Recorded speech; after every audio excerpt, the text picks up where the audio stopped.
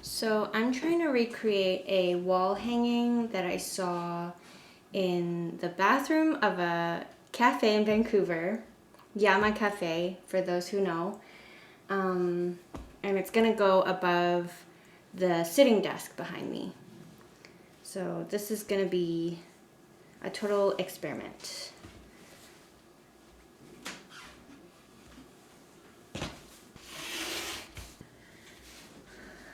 Let's do 2 inches.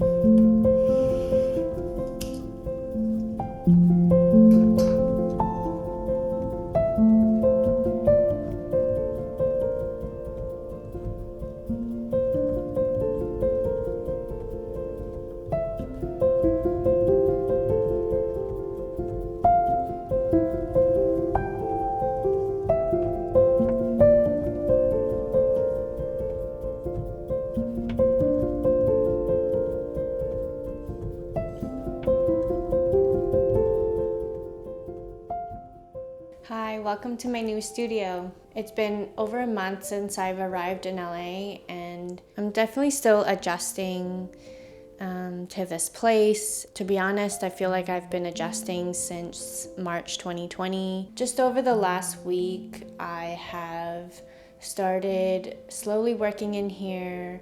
I opened up my Etsy shop last week and have been sending out paper orders. I spent a couple days feeling really frustrated about figuring out shipping. I thought it'd be really easy, but there were a bunch of hiccups, and I ended up going to the post office 3 or 4 times to figure things out. And I think I've got it for now. It's a bit echoey in here, so I'm waiting for a rug to arrive. And I'm also waiting for a bunch of art supplies to arrive as well. I've ordered sketch paper and writing paper so that I can reopen my shop soon. I'm excited to make books again. My hands have been itching to craft and create. I'm still working on the wall art piece that you've been seeing me make. I wanted to use the fabric that I have for book cloth. I got this cloth in the summer, and I think I was too ambitious about how many I would make and how many I would sell. So I'm trying to find different uses for the cloth since it's so beautiful. To be honest, I've been feeling anxious about getting started again with bookbinding and doing anything business related. I'm very happy crafting on my own, but now that I'm sharing with a lot more people, over 12,000 of you now, I'm feeling a bit freaked out. I left Vancouver with just over 1,000 subscribers, and now I'm making this video with about 12,000 subscribers. And it feels surreal. I am both terrified and excited. Being here in LA, I definitely feel like I can breathe a little easier. I was feeling pretty stumped and stuck in Vancouver, and even though my anxiety didn't disappear when I arrived here, at least I can feel like I have the time and I have more breathing room to sort things out. So I feel optimistic about moving towards finding that inner balance and feeling calm in my mind, especially.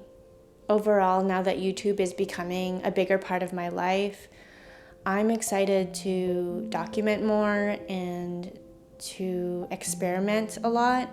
And I don't make New Year's resolutions or anything like that. I also have no problem putting myself to work because I'm a Capricorn. My intention for this year is to really play within the craft and enjoy myself, because I can so easily get into the nitty-gritty of the business and numbers and people pleasing and what I assume people want to see rather than what I want to make.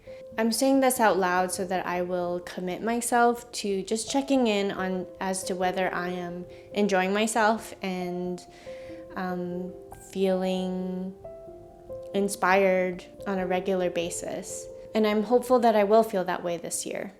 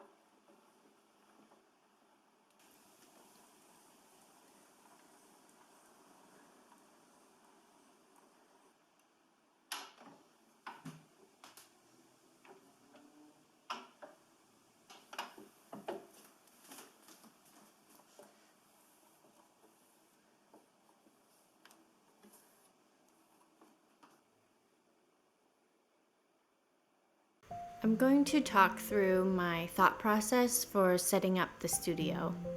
I have these drawers that I found on Marketplace for a great deal. I'm putting all my camera equipment, fabric, and tools that won't fit on the shelf or won't look good there. In terms of decor, I have these handmade wooden bears from Art Pen Studio. They're really sweet, they're magnetic. I brought them so that I could have a little piece of Vancouver here in the studio. This illustration is by Laura from Art and Soul Creative and Instant Cup Doodles. And then here I have a sitting desk. I wanted the option to sit down and do some laptop work or bind books if I get tired of standing. And then you've seen me made this wall hanging piece. I made space on the wall so that I could expand and put more art on the wall as time goes on. This wire shelf was an affordable and practical choice. It's super sturdy and each shelf can hold a lot of weight. And here's my project table. I did get a new cutting mat. I forgot to bring mine from Vancouver, so now I have a fresh new cutting mat to use. On my desk I have my most used tools: glue, string for packing, linen thread, needles, and I have all my cutters and bone folders in the toolbox. Under my desk, I have my box of Loctite papers. Flat file drawers are really expensive, so I currently don't have a solution to store my papers. The most affordable option are stacking trays, so I'm going to save up for those. And then the ironing board will be hung eventually. The curtain rod came crashing down yesterday and scared Elliot. I've ordered 2 more brackets, so hopefully 4 brackets will hold the rod more securely. On the right here, I have my guillotine and cutting station. I did get this from Amazon for about $200. It's a different brand than the one I've used, but it looks exactly the same, so I trust that it'll work. When choosing a printer, I just went with the latest Brother laser printer with a scanning bed. All I needed to do is to print dots on a lot of writing paper at one time, so these Brother printers have been reliable so far. Also, I've been getting questions about my book press. I know it says IKEA on it. It's because I used IKEA chopping boards to make this book press myself. I did show how I made this press in a previous studio vlog, but maybe I'll do a proper tutorial one day.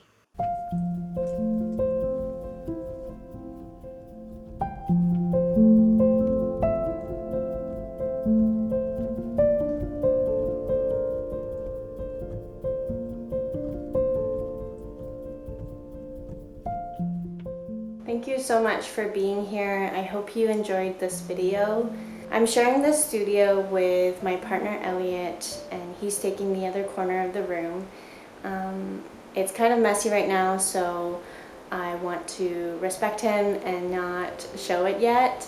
I have a bunch of new ideas for bookbinding this year, and I'm really excited to try new things and create with you all. It's the end of January right now, and I set a loose deadline to start work again in February. I'm really glad to feel ready, and I'm excited to find a new routine and a new flow in the studio. Thanks for being here, and I'll see you next time.